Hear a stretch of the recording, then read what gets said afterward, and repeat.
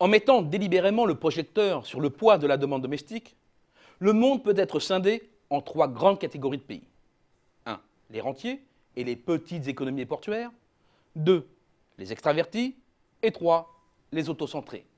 Une typologie qui peut être objectivée grâce aux données de l'OCDE de commerce en valeur ajoutée, qui permettent de véritablement mesurer le poids de la valeur ajoutée produite sur le territoire et destinée au marché d'exportation.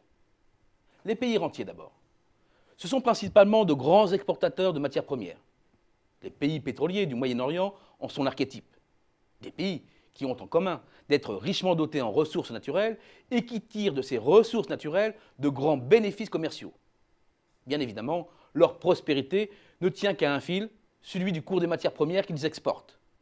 Miroir de cet ancrage extérieur, le rôle du marché domestique est mineur.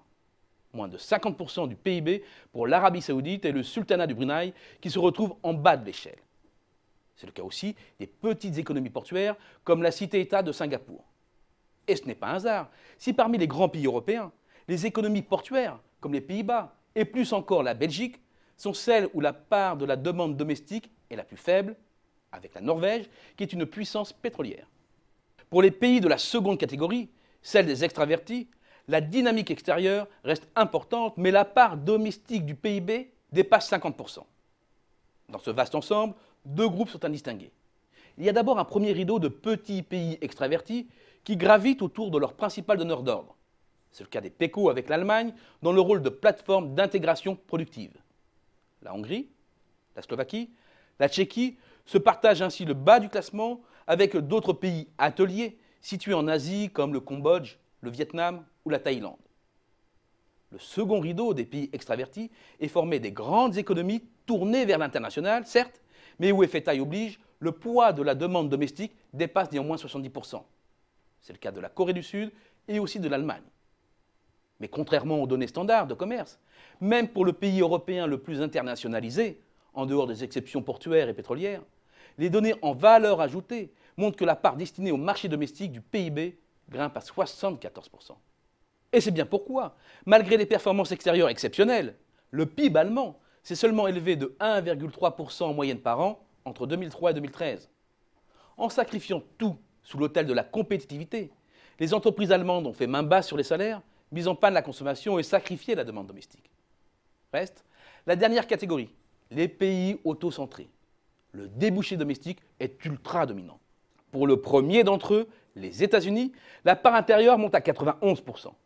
C'est aussi, parmi les économies avancées majeures, celle qui affiche la meilleure performance depuis 10 ans. C'est aussi la seule à ne pas avoir sacrifié sa demande interne, même si c'est à crédit. Plus surprenant, se retrouve aussi dans cette catégorie l'essentiel des BRIC, Chine y compris. Là aussi, l'effet taille joue à plein, mais avec une part domestique à 83%, cela ne renvoie pas l'image d'une économie uniquement axée sur son développement extérieur. Pourquoi ? Parce que ce qui est exporté est massivement composé de biens importés. Cela permet aussi de mieux comprendre pourquoi le gouvernement soigne désormais plus particulièrement la composante interne. En bonne place dans ce groupe, l'essentiel des pays de la zone euro. La France, bien sûr, mais aussi l'Espagne, le Portugal, l'Italie.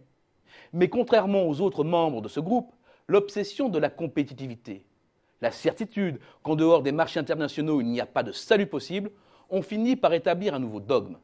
Les marchés domestiques n'offrent plus de perspectives de croissance. C'est peut-être aussi pourquoi les pays du Sud ont décroché et que la France s'enfonce.